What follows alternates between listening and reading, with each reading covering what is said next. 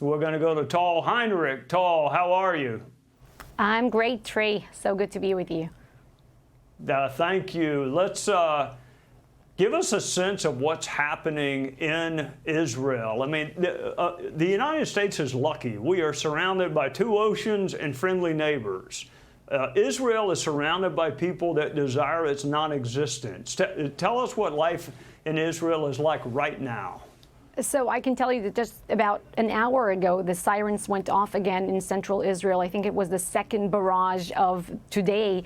And people, I believe your viewers have seen some of the images because the past week has been full of damage, destruction. Those big ballistic missiles, they cause a lot of trouble for us. And Iran, in fact, as we discovered, is working to pursue about 20,000 of them within 6 years. So obviously the nuclear threat, their nuclear aspirations are not the only existential threats to Israel, but rather also those ballistic missiles. Dozens of Israelis were killed during these from these strikes over the past week or so, and people have to evacuate. They run to shelters in the middle of the night with their children. They need to pack a bag with their very basic belongings just in case the building will collapse and they will need a rescue. So it's not a sustainable reality, but people have to understand that it's not that Israel and the United States escalated the situation by striking and going after the Iranian threat, launching this important operation. Iran escalated the situation when their crazy regime took power in 1979 and vowed to destroy our nations.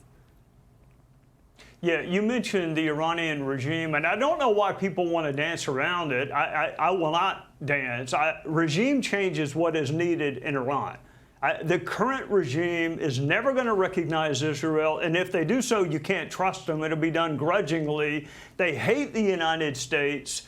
So why is there so much reluctance to talk about empowering the Iranian people to pick their own leaders instead of having a theocracy where they literally put people to death for things that wouldn't be crimes in Israel or the United States? Right, but I don't think we are reluctant to speak about it because we say if that happens, we set the ball in motion. That could very much be a result of our actions, of the very important action, the bold decision that President Trump and Prime Minister Netanyahu took.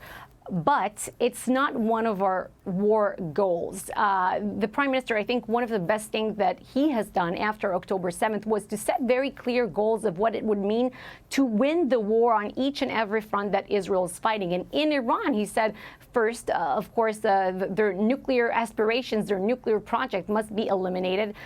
We have to also take out the threat of those ballistic missiles. And they cannot continue to finance and spread their terror all across the region through their proxies. So a regime change could very much be the result, but it's not the goal. But the Prime Minister and all Israelis, he just recorded a message, I think, over the past week to the Iranian people saying, this is your opportunity right now to stand up, take back what was yours, your country. Because what did this regime bring to the Iranian people? Only misery.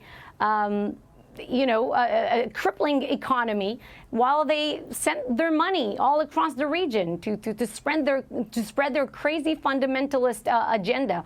And I think what people here in the West find very difficult to understand, and I know that you do, is what Israel is dealing with, what the United States is dealing with. These are irrational people, if it's the Iranian leadership or also the Palestinian leadership in Gaza. These are irrational people. You and I, we will go to sleep tonight. When we wake up in the morning, we want to enjoy our coffee, see the smiles on our children's faces. But for these people, that's not a top priority.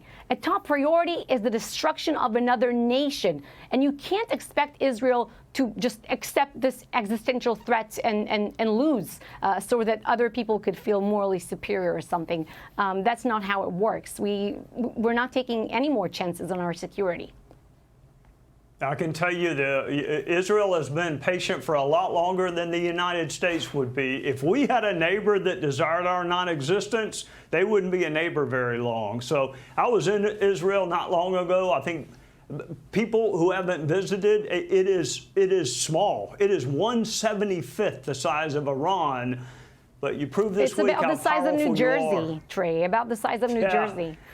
And Iran is 3 times, is like Alaska, maybe twice or 3 times the size of Texas. So, Tal Heinrich, thank you for joining us, and we will be watching. I cannot imagine living in bomb shelters and listening for sirens to go off, but that is the way Israel has had to live since the inception of that country.